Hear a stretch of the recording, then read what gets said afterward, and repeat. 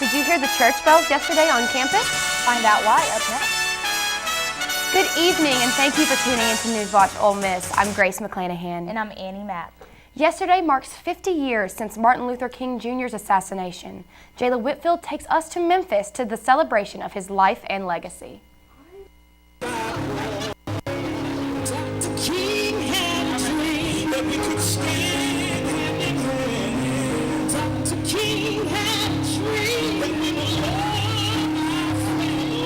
Martin Luther King Jr.'s dream continues to bring people together, even 50 years after his assassination, because there is still work to be done. Whose inconvenient truths are chronicled at this sacred site, providing us with a roadmap to follow as we continue the struggle on the road to freedom. Some may think that Dr. King's dream died with him 50 years ago, but others believe that his dream will never fade away. So this to me is not where the dream died, but where the dream flourished. The person that assassinated King really thought that they could take away the dream from one man, but the reality is that it lives in all of us. I'm here at the Lorraine Motel, where Americans have gathered from all over the world to honor the 50th anniversary of Martin Luther King Jr.'s assassination. The people here are not just honoring Martin Luther King's death, but they are celebrating his legacy. This is a celebration of re-emergency, because Dr. King did a whole lot of things for everyone. It wasn't about exclusion, it was about inclusion. The little things that Dr. King did for us are often forgotten. Going to the same bathroom, being able to walk in the front door of restaurants, hotels, museums, sporting events, all of that is because of the work that Dr. King and his associates paved the way for us to be able to come together. Martin Luther King Jr. once said, "We cannot walk alone, and as we walk, we must make the pledge that we shall march ahead. We cannot turn back." Jayla Whitfield, NewsWatch Ole Miss. The National Civil Rights Museum in Memphis held events all day yesterday to honor MLK. At 6:01 p.m., the bell from the historic Claiborne Temple rung 39 times, once for each year MLK lived.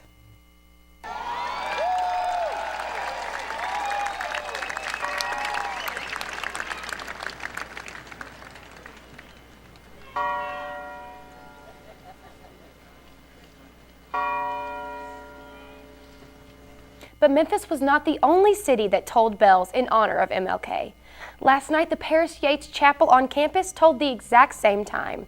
6:01 p.m. is when MLK was fatally shot.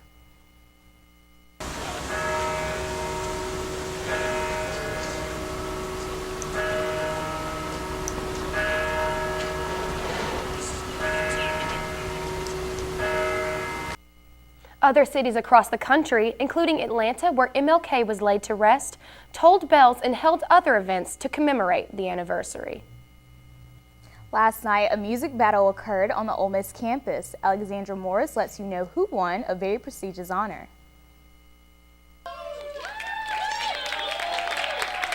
Eight talented students showcased their vocals in the Ole Miss Idol finals.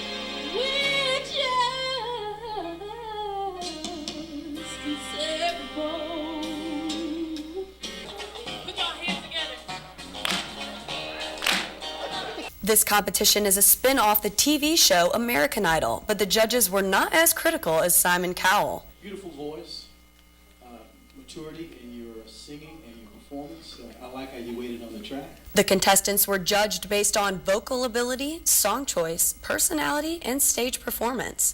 It's a top three finish with first place taking home $500 and, of course, the Ole Miss Idol title. This year's winner already knows where she will put her prize money towards.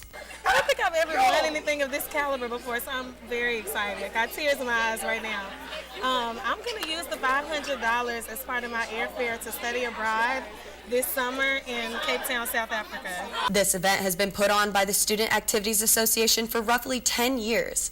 SAA Co-Director of Entertainment explains the purpose of this competitive tradition. We like to put on events for students who want something else to do, and so we just think that having a singing competition lets a part of campus shine that doesn't normally get to shine. If you missed the Ole Miss Idol competition, you can catch Jessica and the other contestants' performances on SAA's Facebook page. Alexandra Morris, NewsWatch Ole Miss. SAA's next event will be on April 18th when they show The Greatest Showman in the Grove at 8 p.m. Tonight, several students will be recognized for their efforts at the Honors and Awards Convocation. Tristan Rupert caught up with one of the award winners. I had no clue that I was getting selected. Apparently, all the faculty in the exercise science department, they held a meeting and selected me as the recipient. It's actually right here in the Turner Center where David Green put in all the time and research that earned him this award. And it was right here in this classroom where Dr. Lineker saw the hard work and determination that made David a natural selection for the 2018 Undergraduate Award for Exercise Science. I've had Mr. Green in class.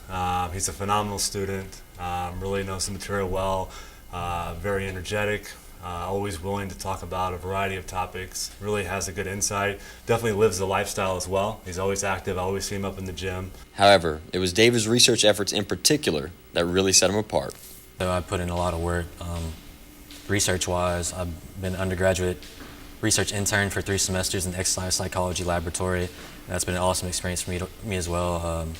I've gained an understanding and a love for academia and research and evidence-based practice doing such, and it's just been really fun and awesome so far for me.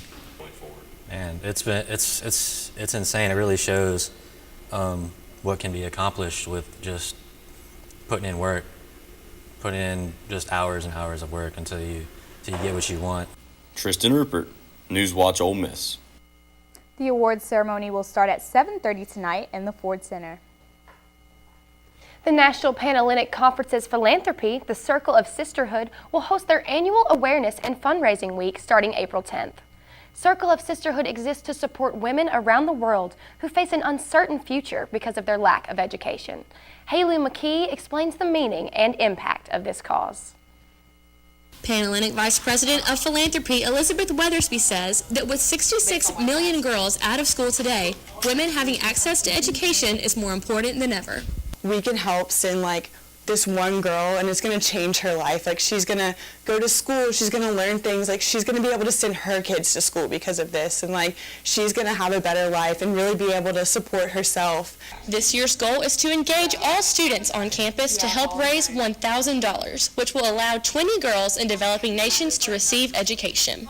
This is all of us coming together to say, you know what, us helping other girls around the world is more important than ourselves. Director of Sarah Isom Center, Jamie Harker, believes that women's empowerment and education are worldwide issues that must be addressed.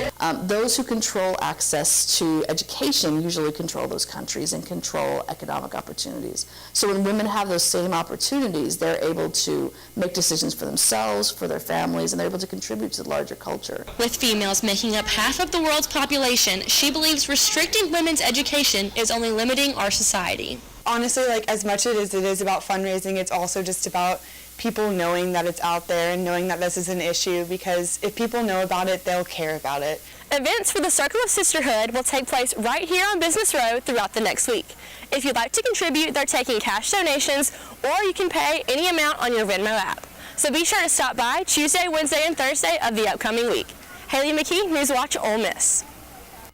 The Patterson School of Accountancy is teaming up with KPMG to expand their graduate program. Starting this fall, a Master's of Accountancy and Data Analytics and a Master's of Taxation and Data Analytics will be offered. The MADA program is an award-winning curriculum developed in 2016 by KPMG at Ohio State and Villanova. The Patterson School joined in last year in response to the growing demand for data analytics within the accounting profession. Ole Miss will be the only university in the nation to offer a degree in taxation and data analytics. The Oxford Board of Aldermen adopted April as Sexual Awareness Month. According to law enforcement, 45 sexual assault cases reported in Lafayette County in 2017. In search of a resolution, Family Crisis Services will host several events throughout the month to lower the assault cases. On Saturday, Family Crisis will have a table set up in front of Visit Oxford from 9 p.m. to midnight. And on April 18th, they will participate in the Ole Miss Rebels Against Sexual Assault event at 5:30 p.m. The last event will be a forum held at the Oxford Police Department Training Building to discuss prevention methods for sexual assault.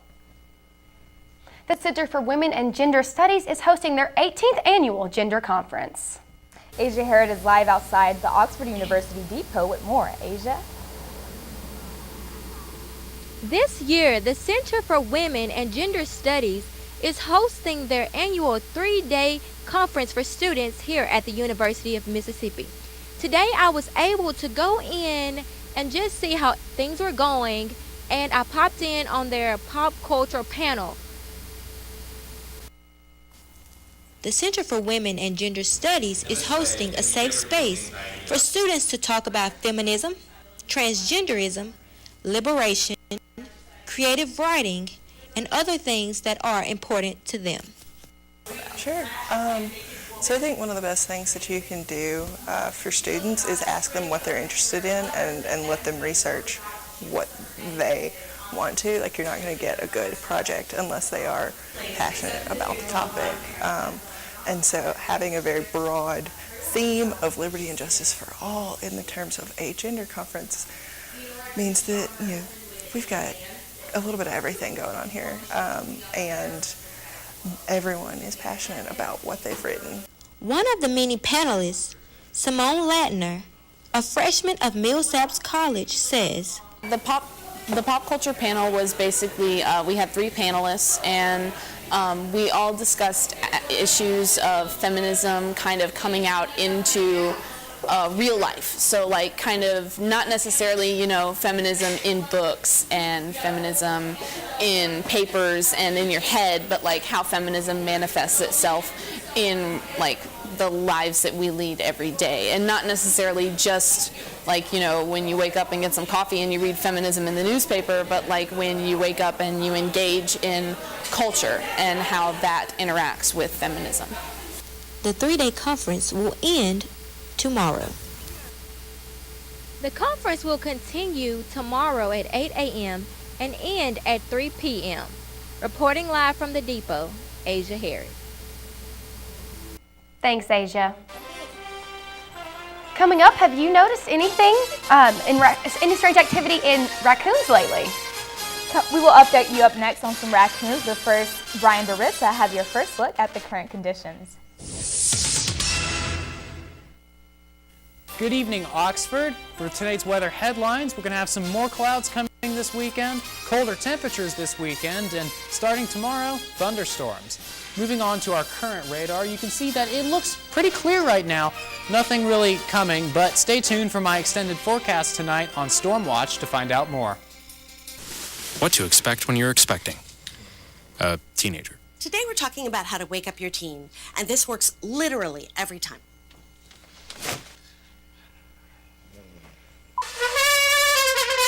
Give kisses. Give kisses.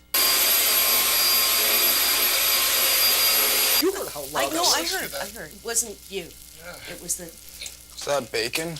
You don't have to know it all to be a perfect parent. Thousands of teens in foster care will love you just the same. There's a shelter pet who wants to meet you. Meet one today. Visit theshelterpetproject.org. Adopt. Yes, you've got prediabetes. But with more exercise and a change in diet, it can be reversed. I've tried exercising. It just makes me hungry for bacon. I love bacon, too. And who really likes to exercise? Not me. Me neither. Nobody. So we're good? What? Oh, you still have prediabetes. Big time.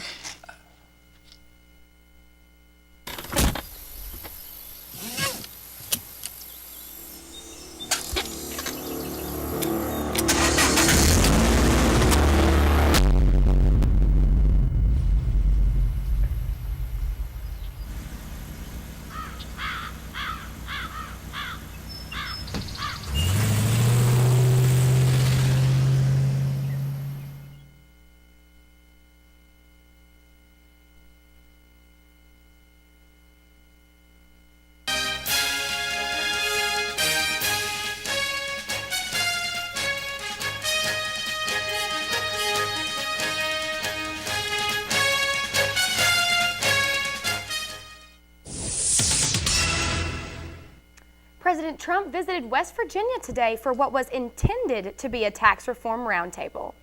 The president's speech began bashing West Virginia's Democratic Governor Joe Manchin for voting against the GOP tax overhaul. The speech took a turn toward illegal immigration, with President Trump blaming illegal immigration for the excessive crime in the U.S. The president told the audience that we cannot let people enter our country because we have no idea who they are and what they do, or if they are murderers, killers, or MS-13. The number of people trying to illegally cross into the U.S. from the Mexico border spiked dramatically last month. This increase comes just as President Trump has announced he will be sending National Guard troops to the southern border to block illegal entry into the U.S.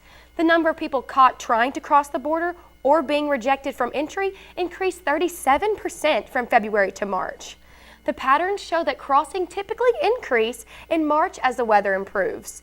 The president believes troops at the border will help alleviate the so-called immigrant crisis facing the U.S. A national advisory was released today urging Americans to keep the drug naloxone on hand to save people overdosing on opioids. The United States Surgeon General, Dr. Jerome M. Adams, issued the advisory since naloxone has already revived thousands of people overdosing, but so far, rescue workers have been the ones to administer it. Dr. Adams believes naloxone being more available is critical to reducing overdose deaths, as 115 Americans die each day of an overdose, with 77% occurring outside of a medical setting. Dr. Adams hopes friends and family of opioid users will begin to carry the drug. Schlitterbahn Water Park's co-owner pled not guilty to second-degree murder in the death of a 10-year-old boy on a water slide. On Thursday, Jeff Henry appeared in court after being indicted in the death of Caleb Schwab. The boy died and 2 women were injured when the raft went airborne and hit the overhead loop on the slide. Henry was ordered to surrender his passport and was told to wear a GPS locator while waiting for trial. The trial date was set for September 10th, but Henry's attorney said the date could change. A body found by the Atlanta Fire Rescue has been identified as the one of missing CDC employee Timothy Cunningham.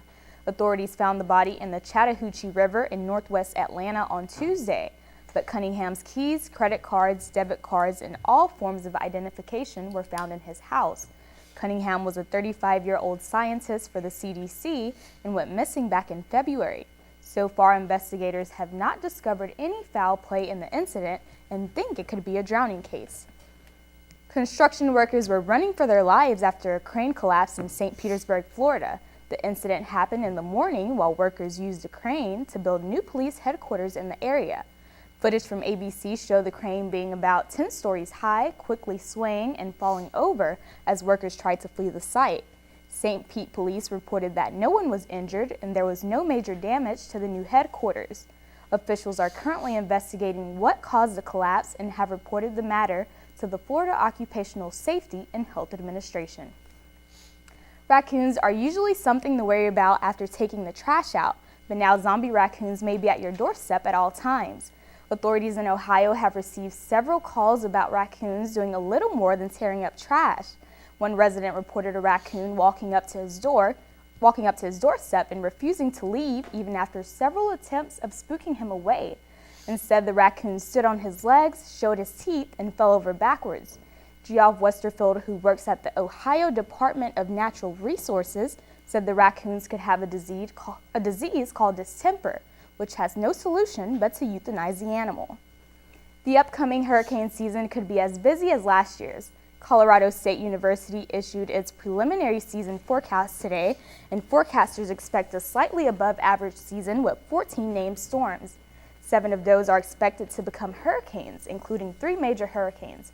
The Atlantic hurricane season lasts from June through November. Well, Annie, the weather is finally spring-like outside. I agree, Grace. Brian Barissa will let you know in his extended forecast, so we'll stay springy outside, coming up next on Stormwatch.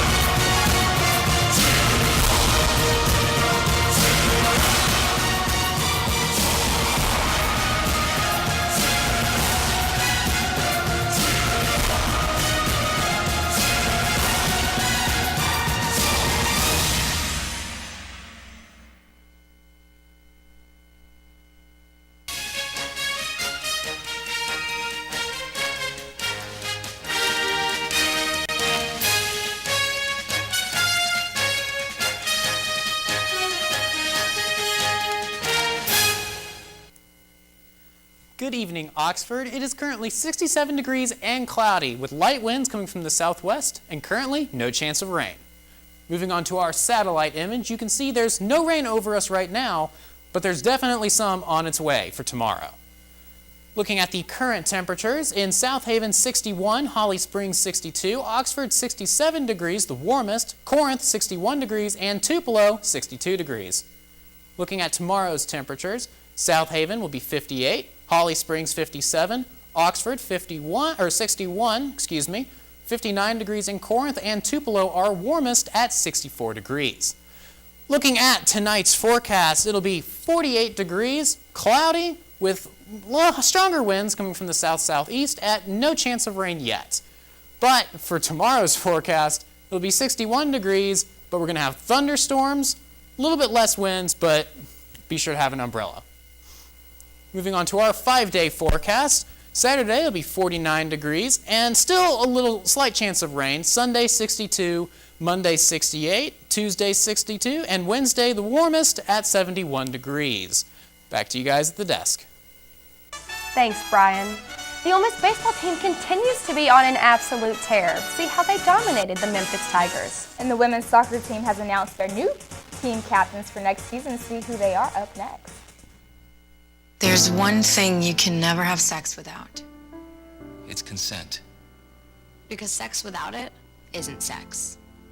It's rape. It's on us to stop sexual assault. Learn how and take the pledge at itsonus.org. You think getting dumped by text is harsh? Try getting dumped by a tennis ball. My ex-owner drove me out to the woods, yelled fetch, and by the time I bought the ball back, he was gone. Yeah, I was pissed. But the folks at the shelter helped me let go of my anger. I learned coping skills, like taking it to the hole. Boom! Now I'm ready to fetch again. But how about I throw and you run and get it?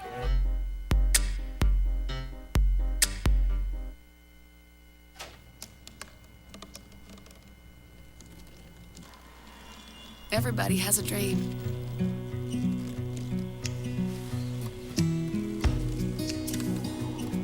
Mine was to see the ocean. And with a little help, I made it.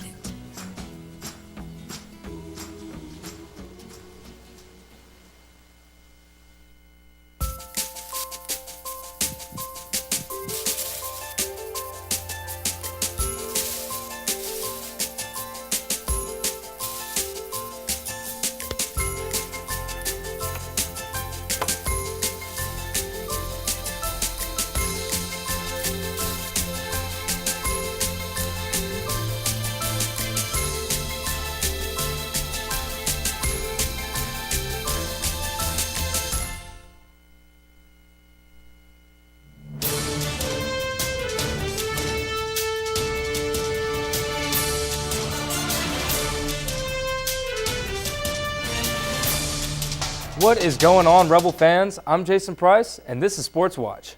Today is a big day for all golf fans, and Kenzie McLaughlin will tell you why.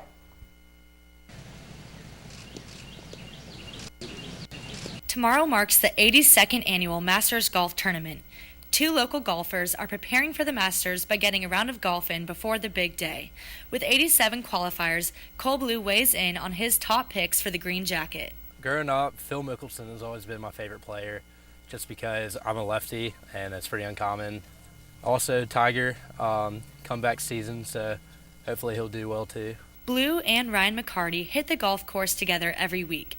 McCarty has been golfing for about 8 years now and is very excited for the outcome of this weekend's event. I'd love to see a final pairing of Phil Mickelson and Tiger Woods, and then see Tiger finish it off with a win. I think that'd be really exciting. I'm going this weekend. I'm going Saturday, Sunday. I've had tickets for a while. My grandfather gives me tickets every year, so I'm pretty excited. It's a great place. All of these golfers are trying to get into the mindset of a pro golf master. Kenzie McLaughlin, NewsWatch Ole Miss. Surprise, baseball won again, but this time in very impressive fashion as the number 3 Rebels stomped the Memphis Tigers in the 901 12-0. The man of the night for the Rebel squad was sophomore Oxford native Thomas Dillard, whose bat was stuck to the ball all night. Dillard went 2 for 2 with 4 RBIs and also scored the first run for the Rebels on a wild pitch. Ole Miss improves to 26-4 on the season, tying the school record for the best start in 30 games. Bianco and the boys will travel to Starkville tomorrow to take on Mississippi State for a 3-game weekend series. Speaking of Ole Miss baseball being awesome, today redshirt sophomore pitcher Parker Caracci was named to D1Baseball.com's midseason All-American team. Caracci has been that guy so far this season, allowing just 3 runs in 20 innings pitched. Last week, Caracci was named SEC Pitcher of the Week, being the first reliever to receive the honor this season. The Jackson, Mississippi native, shout out J-Town, had a stellar week with a 5-out save against number 14 Southern Miss and a 6-out save against Arkansas. Ole Miss soccer head coach Matt Mott has named senior Mary Kate Smith and junior Gabby Little as team captains for the 2018 season. Mott said that he thinks that this is one of the most talented teams that the program has ever had, and added that Smith and Little rose as leaders during the spring. Smith is a senior who transferred from Jones Junior College and was one of the team's top playmakers a year ago. Little had only 1 assist in her freshman season, but improved immensely the next season, leading the team in assists. That's all we got for sports, but be sure to follow our Twitter at NewsWatch_UM to get more of your favorite Ole Miss updates. Back to you guys at the desk. Thanks, Jason. Up next, find out who's going viral on Twitter. Stay tuned, you'll find out when NewsWatch returns. Todd's a great guy. I mean, look at him. What a sweetheart. Attaboy. Wait, Todd, what are you doing? How totally selfish and un-Todd-like of you. Come on, Todd. Come on, man. We are Ole Miss Rebels. As Mississippi's flagship university, we dig deeper, see farther, work harder. We pioneered human organ transplants. We helped prove Einstein's theory of gravitational waves.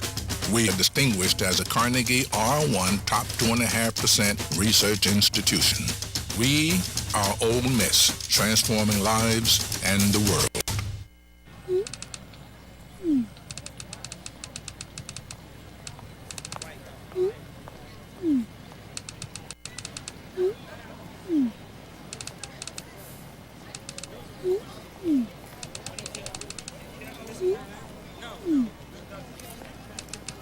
Don't ignore the subtext. It's on us to intervene in sexual assault. Because we can. Take the pledge at itsonus.org. There's a shelter pet who wants to meet you. Meet one today. Visit theshelterpetproject.org. Adopt.